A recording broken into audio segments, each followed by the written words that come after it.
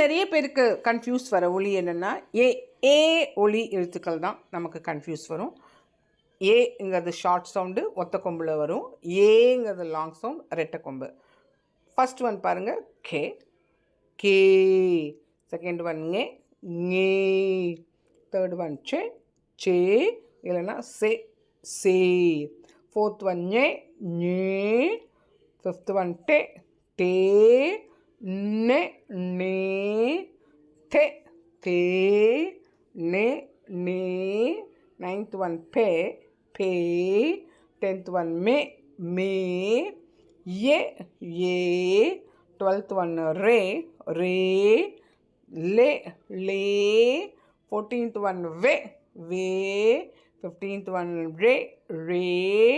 லே. 18th one நே.